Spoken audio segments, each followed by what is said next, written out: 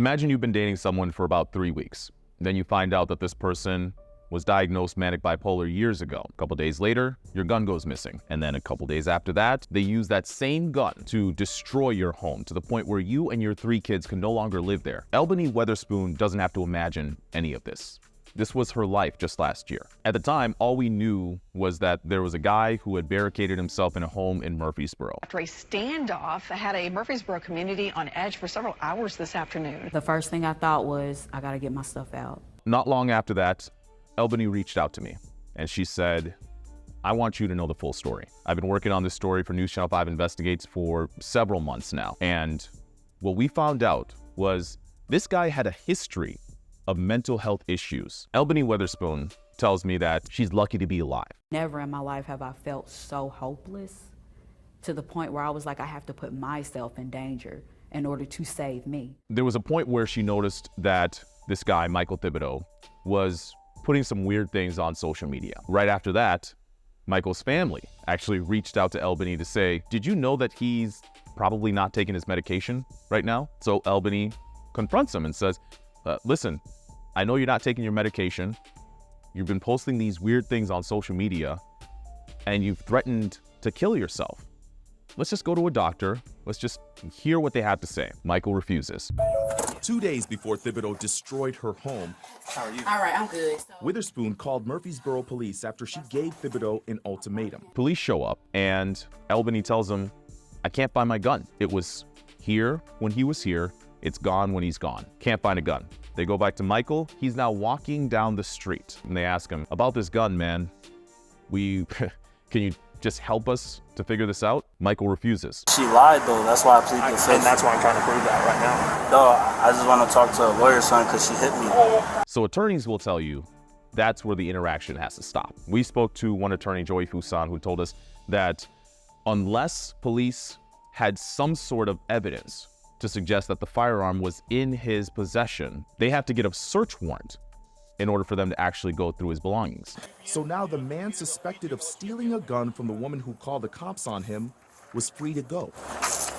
As a matter of fact, police didn't mention anything about a gun. They didn't mention anything about Michael's, mental health, his, well-being in their report. Even though you have Elbony telling them, I think this man has my gun. He's going through a manic episode and you need to check into it because I don't feel safe anymore. She tells them all of this. But police didn't search Michael for the next 2 days. Police department, Michael, you in there? Michael goes from that interaction to multiple encounters with police. Other people are now saying, this man seems a little off. He is now trespassing in our pool. He's threatening people. He's doing odd things. I've been to heaven, I've been to hell. I reincarnated, man. And you guys are gods. I'm on a spiritual warpath. I hear you. While I'm watching the video, I'm thinking to myself, if I'm an officer, that might be enough probable cause to, maybe bring somebody in. Fuson says acting strange is not enough to legally search Thibodeau. Being mentally unstable or being crazy, as people often refer to, it's not illegal.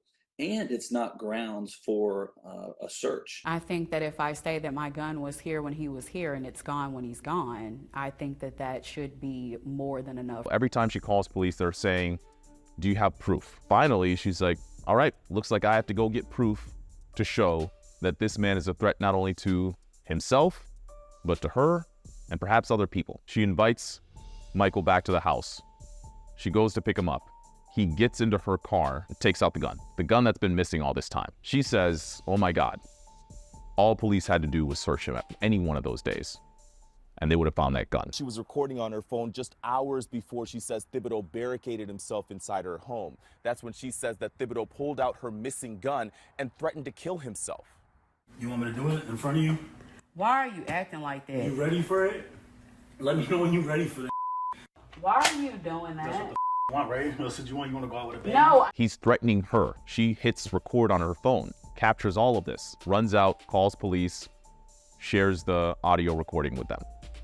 Now, within minutes, police are at the house and the standoff takes place. 3 hours later, they arrest him. But by then, the home is completely torn apart. Elbony is out the money for the damage, and she doesn't have a place to live. 3 kids. Murfreesboro Police told us, and they said the same thing to Elbony.